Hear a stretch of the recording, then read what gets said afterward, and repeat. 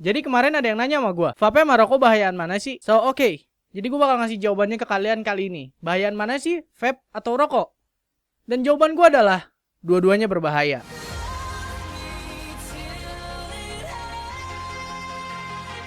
Yo, what's up Kifams, begin with me, my name is Aulia Komara Putra, you can call me KP, and yup. Ya, pada kesempatan kali ini, seperti yang gue bilang tadi, gue bakal bahas tentang bahayaan mana sih vape sama rokok. Kenapa gue bilang dua-duanya berbahaya? If you are not a smoker, the two things itu berbahaya banget. Simpelnya, rokok itu memiliki 24 bahan kimia yang nggak mungkin gue bisa jelasin di sini.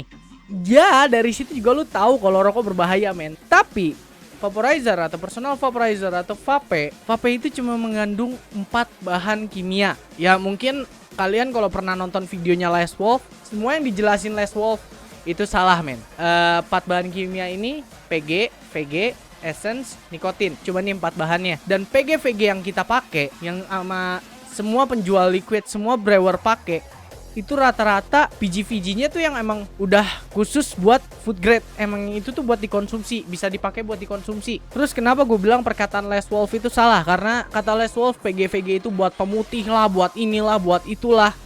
Les Wolf berbicara tanpa knowledge yang sesungguhnya. Dia nggak kayak nelusurin dulu lebih dalam bahwa sebenarnya PG-VG atau PG-VG itu ada tingkatan-tingkatannya. Emang ada yang dipakai untuk bahan kimia kayak pemutih dan yang lain-lainnya, dan ada yang khusus untuk food grade. Jadi ya menurut gue sih Les Wolf salah gitu ya. Kalian bisa bilang ke Les Wolf, atau mungkin Les Wolf lagi nonton video ini, sob lu salah. Cause ya, I'm a vaporizer user. Jadi gue emang user dari vaporizer juga. Udah dari 2012an atau 2013, gue lupa. Yang pasti dulu juga gue pernah pakai vape, dan sekarang gue mulai nge-vape lagi. Kenapa dibilang smoking kills, vape cure? Karena si vape ini kan dia membakar uap gitu. Uap dari cairan dibakar. Nah itu tuh paru-paru lu bakal bersih, men. Ada yang udah ngebuktiin, beberapa vapers juga.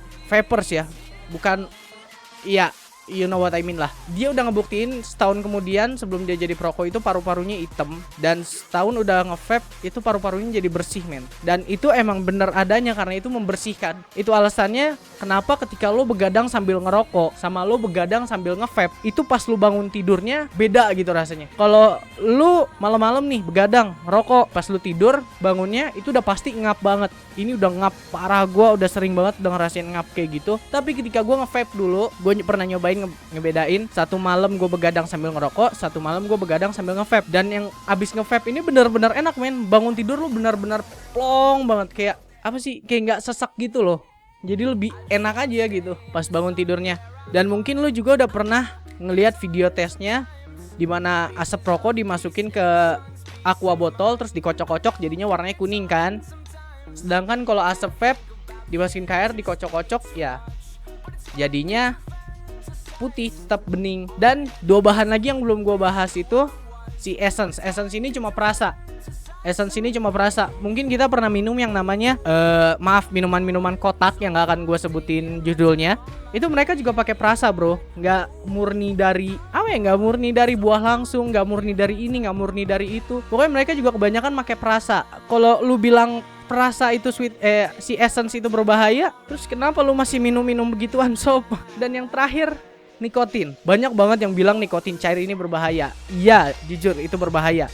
Nikotin itu ya kasarnya kayak Roy, nggak bisa gue sebut ya, kayak penyedap makanan, cuma dalam versi cairnya. Dan emang banyak kasus sebenarnya orang yang keracunan nikotin cair itu karena mungkin mereka nggak cocok, atau mungkin nikotin yang dipakai si brewernya ini abal-abal, bahannya yang bener-bener low quality, yang paling busuk, gue juga nggak tahu. Tapi ya selama ini juga gue ngisep vape.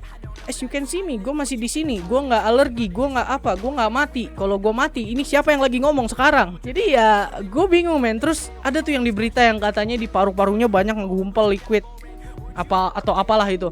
Buat gue itu hoax. As you know, gue setiap hari itu bisa dibilang jadi vapers pasif dan vapers aktif, dan juga jadi perokok aktif dan perokok pasif. Sekarang as you can see, apakah gue sakit? Apakah gue mati? Apakah gue sekarang lagi dirawat di rumah sakit? No. Ya mungkin emang cewek itu lagi sakit, and I don't know, mungkin dia lagi apes juga. Cuma karena dia setiap harinya berada di lingkungan orang yang nge-vape, dan dia menumpahkan semua penyebabnya itu ke vape, dan ujungannya vape disalahin lagi. Ya wajar sih sebenarnya kalau vape di ujung-ujungin. Karena apa, men? Indonesia pajak terbesarnya itu dari tembakau, dari cukai atau apalah itu. Dan kalau misalkan si vape ini berhasil ngegeser si rokok, Indonesia tewas sebelum vape ini legal. Being honest, vape di Indonesia belum legal. Itu alasannya kelihatannya murah-murah.